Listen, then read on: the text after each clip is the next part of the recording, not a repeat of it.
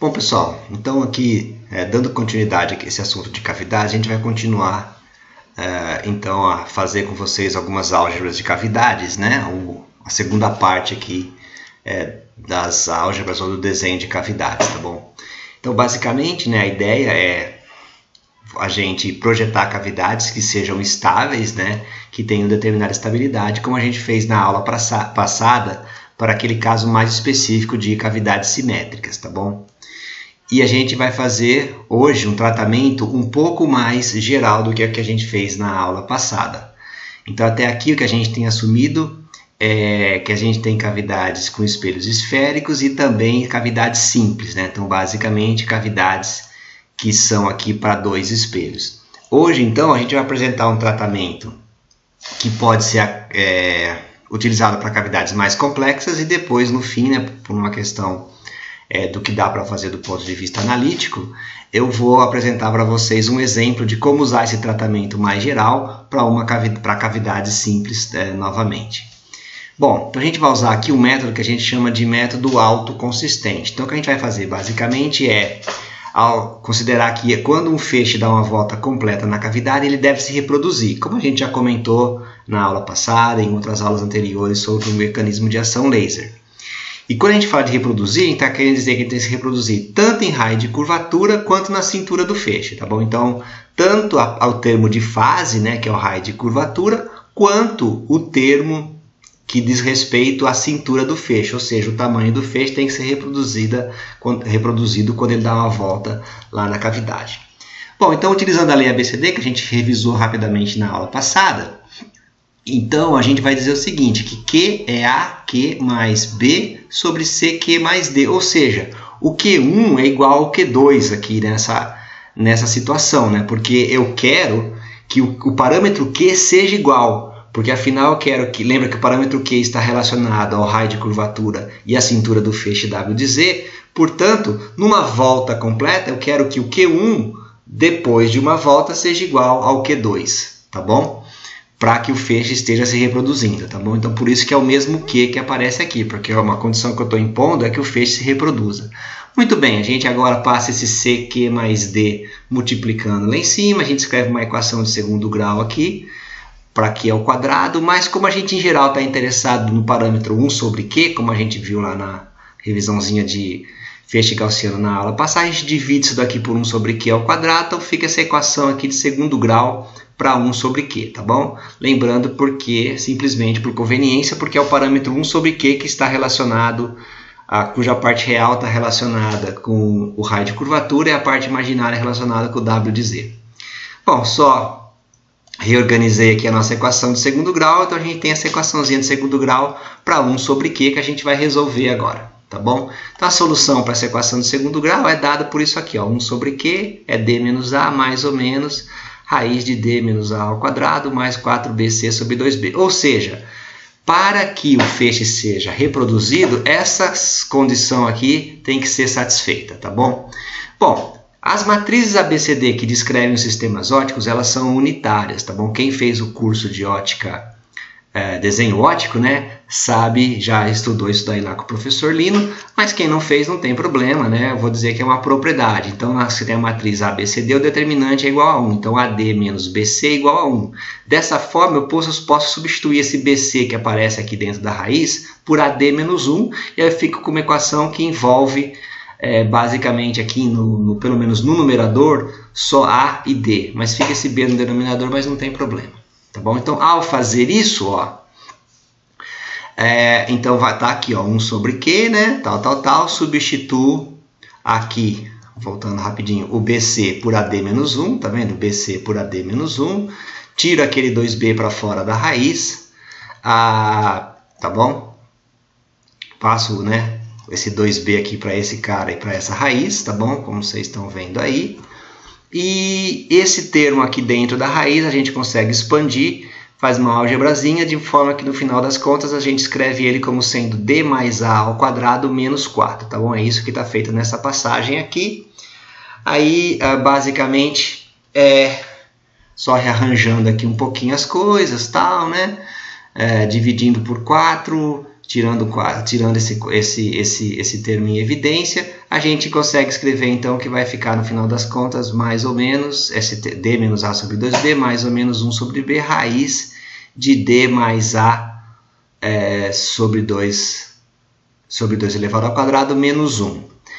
Isso aqui é o nosso parâmetro 1 sobre q. Bom, como vocês lembram, né, a gente sempre gosta de associar a parte real de 1 sobre q ao raio de curvatura, e essa parte imaginária de 1 sobre q, a gente costuma associar ela à parte imaginária de 1 sobre q, a gente associa ela ao w de z.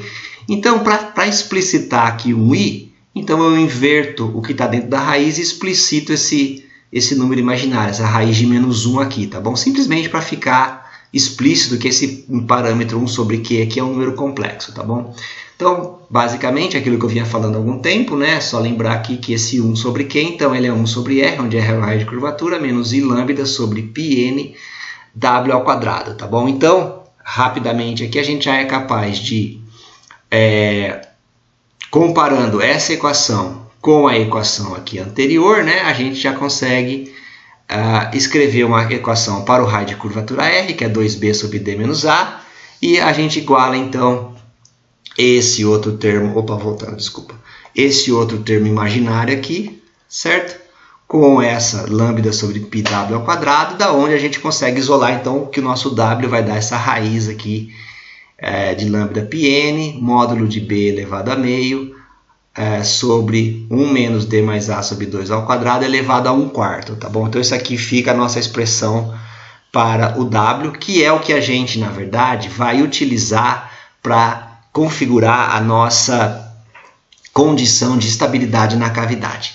Analisando essa equação, o que a gente observa? A gente observa que, é claro que esse w tem que ser um número real, né? Porque afinal é a cintura do feixe. E isso aqui acaba sendo imposto, né, por essa condição que aparece aqui, ó, no denominador. Então é necessário que d mais a sobre 2 seja menor ou igual a 1. O módulo, né, de d mais a sobre 2, estou indo para o lado errado toda hora.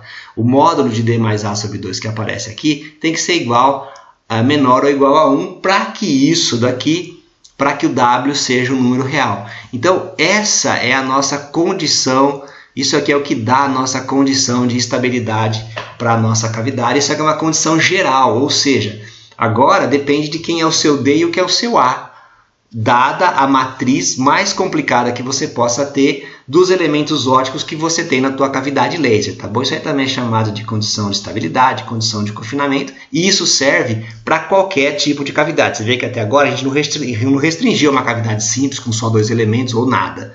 Que fosse, então, uma cavidade, seja lá quais for, tem um pedaço de vidro, tem um espelho, tem uma lente, seja lá o que for que tem na tua cavidade, você calcula a matriz, né, ABCD do teu sistema, pega o termo D, pega o termo A, soma, divide por 2, tira o módulo, se esse valor for menor ou igual a 1, essa cavidade vai ser estável, ou seja, o feixe vai se reproduzir depois de dar uma volta na cavidade.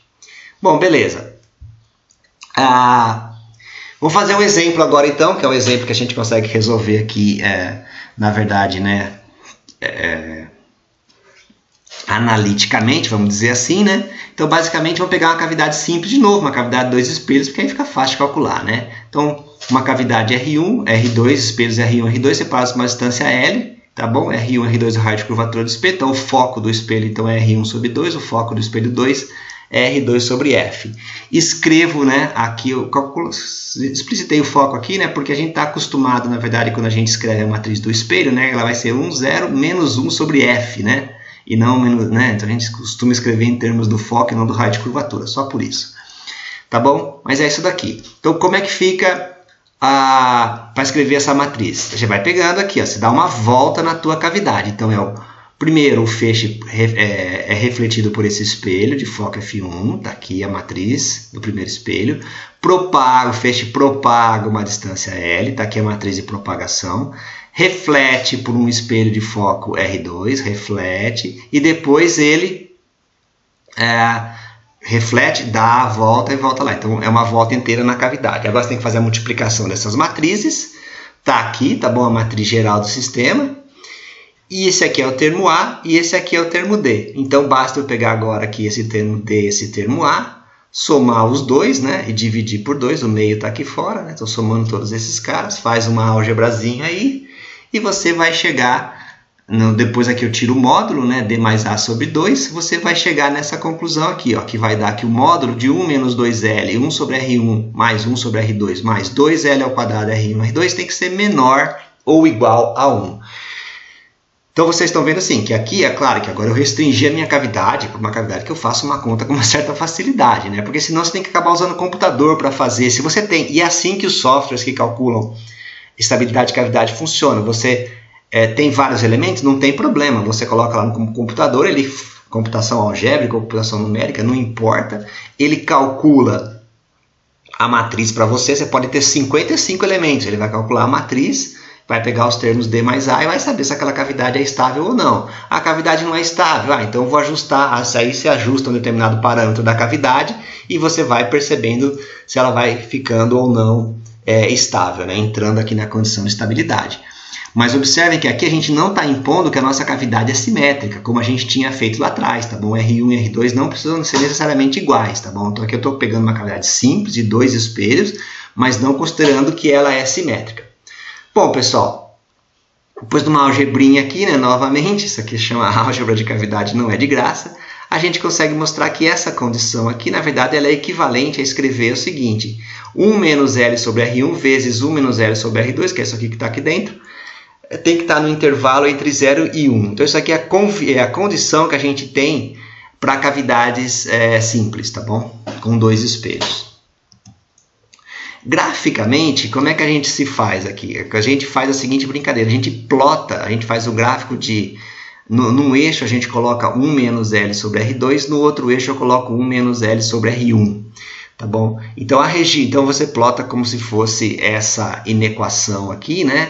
Considerando esse termo e esse termo aqui, tá bom? Então, o que você tem, na verdade, é como se fossem 2 hipérboles aqui, né? Para esse lado e para esse lado, tudo que tiver aqui para dentro é a região do nosso diagrama de estabilidade, tá bom? Então, nessa região aqui, esse produto 1 menos L sobre R2 vezes 1 menos L sobre R1 vai estar sempre no intervalo entre 0 e 1, tá bom? Isso aqui é o que a gente chama de diagrama de estabilidade de uma cavidade. Então, você quer desenhar uma cavidade de 2 espelhos, você faz essa cavidade aqui, por exemplo, onde 1 menos L sobre R1 é igual a 2 e o 1 menos L sobre R2 é igual a meio, tá bom? É igual a meio aqui, ela é uma cavidade estável, ela está dentro da condição de estabilidade, e assim sucessivamente.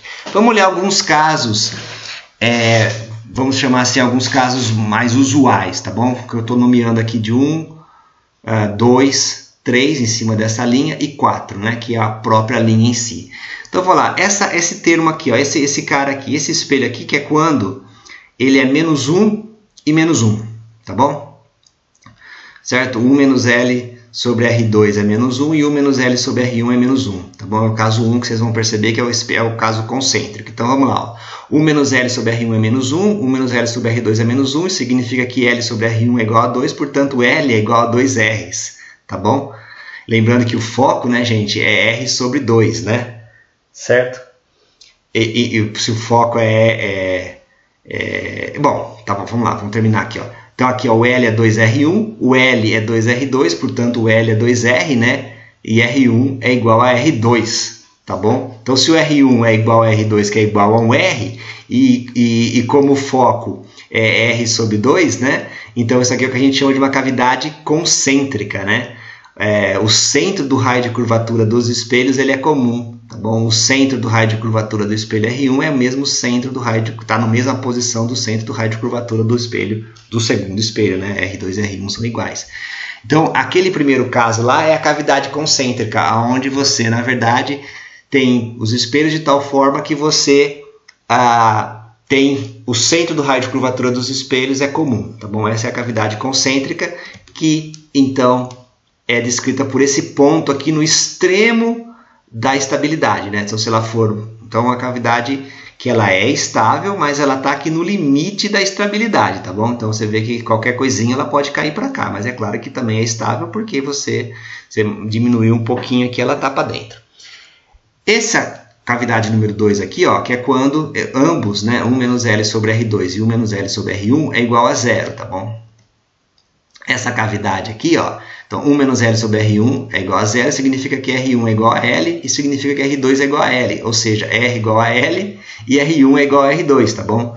Então L igual a R, que é igual a duas vezes o foco, né? Lembrando que o foco é o R sobre 2. Então essa daqui, na verdade, significa que o raio de curvatura do espelho 1 está em cima do espelho 2 e o raio de curvatura do espelho 2 está em cima do espelho 1, ou seja, né, o foco aqui está no meio, então é uma cavidade confocal. Então a cavidade confocal é uma cavidade estável e no nosso diagrama de energia ela está aqui exatamente nessa região, né? Então você mexer um pouquinho para lá ou para cá, ela sempre vai ser estável, né? Você vai estar sempre em cima aqui dessa linha.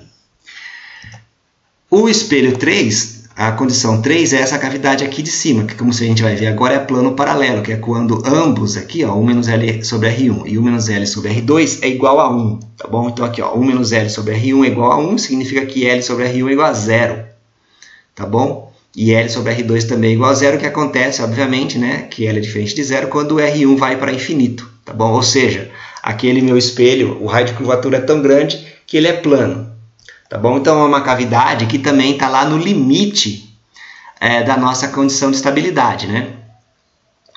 E isso aqui é exatamente o que a gente observou quando a gente fez aquele tratamento simples que deu aquela função que tinha um mínimo no meio, né? Então, para um lado aqui dava o plano paralelo, para o outro lado dava o concêntrico, no meio dava o confocal. Então, a gente está observando que esse tratamento, obviamente, dá a mesma coisa. Então, esse espelho aqui, esse cara, você consegue fazer estabilidade, né? Ela fica ali no limite da estabilidade entre o estável e o não estável. Então, qualquer perturbação você pode cair para fora aqui e ela fica instável.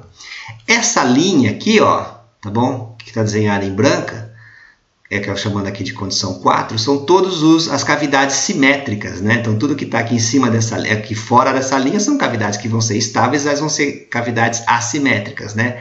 Em cima dessa linha aqui são as cavidades simétricas, né?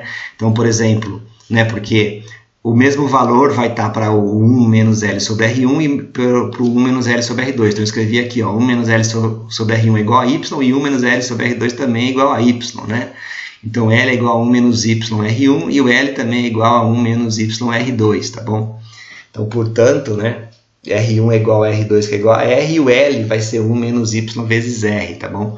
Então, essa aqui representaria todos os casos das cavidades simétricas. Se o Y for igual a 1, é o plano. Se o Y for igual a 0, é confocal. Se o Y for igual a menos 1, é a cavidade concêntrica. Então, aquela linha lá, ela descreve todas as cavidades simétricas. Mas aqui é um tratamento de duas cavidades, mas é um tratamento que envolve cavidades quaisquer que não precisam ser necessariamente simétricas. Basta você analisar aqui no seu diagrama se você está ou não nessa região de estabilidade do diagrama, tá bom? E aqui é só a figura que mostra, então, aqui, ó, o plano, o concêntrico, né, e o confocal.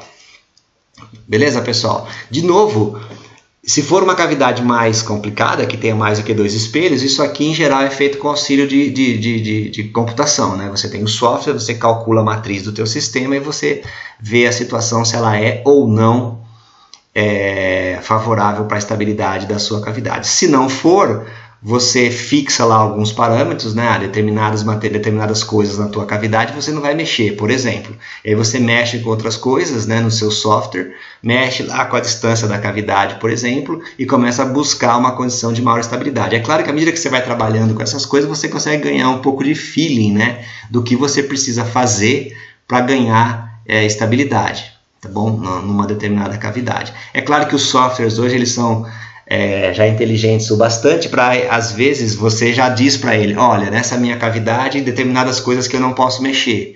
Eu não tenho como fazer um espelho com raio eu dou range de raio de curvatura que eu posso ter, dado o tamanho do cintura do feixe que eu tenho, ou o tamanho, né, físico dos espelhos que eu tenho. Olha, o meu L não pode ser maior do que isso daqui, o tamanho da minha cavidade. Olha, dentro do meu sistema aqui eu tenho uma lente, e essa lente, você dá restrições. Então, dando restrições, o próprio software te ajuda a fazer a otimização e determinar que parâmetros você pode mexer para tentar tornar a sua cavidade estável, tá bom? Então, você consegue fazer isso aí por software. Bom, pessoal, o que eu queria mostrar para vocês hoje, então, desse tratamento mais geral de uma cavidade, de uma cavidade laser, né? Era isso. Espero que vocês tenham conseguido aí entender mais ou menos como é que isso funciona.